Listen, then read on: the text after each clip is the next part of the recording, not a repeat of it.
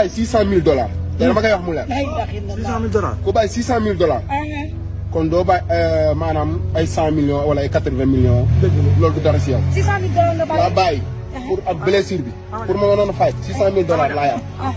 yaa may dégg $600,000 laay am bu ma faytoon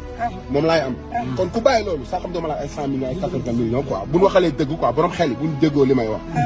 is ko marang wax bi nag moo tax ma indi loolu doonul la may wane wala nangam sax mais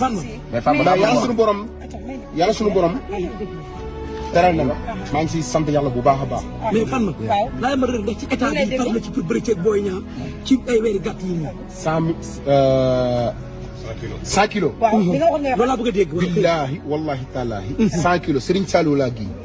100 kilos mën naa see bëri Boy Niang te maa ko mën fuuf ku dul moom sax maa ko mën non mënu ma ko man maa ngi bëri chaque jour maa ngi entraîné maa ngi def lépp maa ngi contact maa ngi def lépp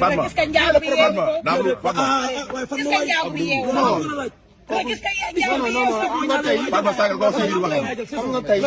man maa ngi ñaari avance yoo xam ne saison bi bu si yàlla defee jàmm dinaa bëri ñaari combat yi xaw ma ku may bëri la fële mais moom ñaari combat yooyu dinaa ko bëri incha allah mais amul wax sànq ba mu wax si biir wax bàyyi nga xel dama ne la nee na moog Boy Niang daan dem la daan dem Fatma déglul nee na moog Boy Niang daan dem la ñu ko foo jëm fan nga jëm boo daan dem bu ma xalaat daan ci nga xamante mooy jaaga bi di wala kan non kooku champion la comprendre nga man yàgg naa toog di wax ne fii ak 3 ans loolu yëpp wax jooju yëpp si mën nañu ko dégg 3 ans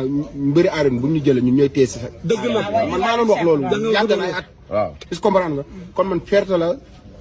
Franc fu mu egg si fii macha allah est-ce que comprendre nga mais kenn ku ne bu nelawee xam nga ku sabay